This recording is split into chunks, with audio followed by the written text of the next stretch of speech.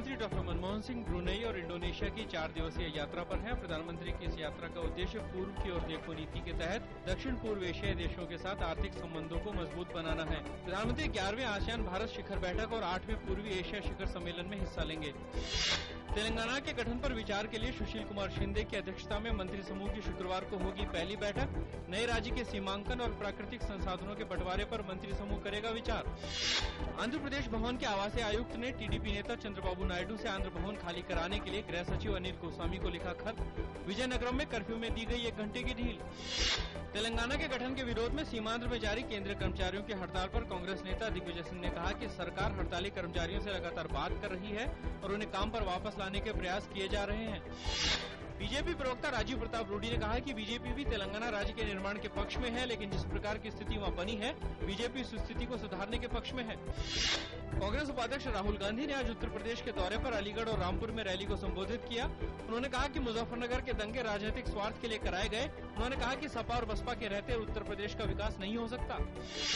दिल्ली के बाड़ा हिंदूराव इलाके में 150 साल पुरानी इमारत गिरी, 3 लोगों के मारे जाने की खबर, मरने वालों की संख्या बढ़ने की आशंका, राहत और बचाव का कार्य जारी।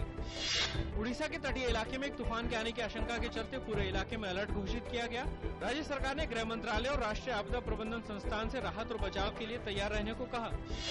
अर्थव्यवस्था के मोर्चे पर अच्छी खबर, सितंबर में निर्यात में हुई 11% की बढ़ोतरी, आयात में भी 18% की गिरावट से देश का व्यापार घाटा कम होकर 30 महीने के सबसे निचले स्तर पर आया।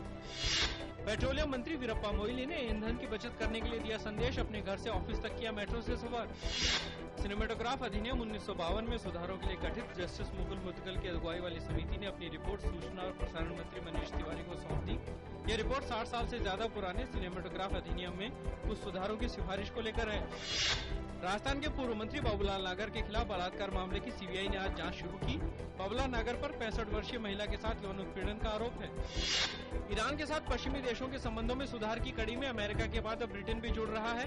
ब्रिटिश विदेश मंत्री विलियम हेग के अनुसार तेहरान में वर्ष 2011 में ब्रिटिश दूतावास पर हुए हमले के बाद तनावग्रस्त संबंधों में सुधार के लिए ब्रिटेन और ईरान नॉन रेजिडेंट राजनयिकों की नियुक्ति करेंगे। बांग्लादेश की राजधानी ढाका के निकटवर्ती जिले शेरपुर में कपड़े के कारखाने में आग लगने से 9 लोगों की मौत, 50 से अधिक लोग घायल। भारत के पूर्व तेज गेंदबाज वेंकटेश प्रसाद उन 8 लोगों की सूची में शामिल हैं जो श्रीलंका क्रिकेट टीम के मुख्य कोच बनने की दौड़ में हैं।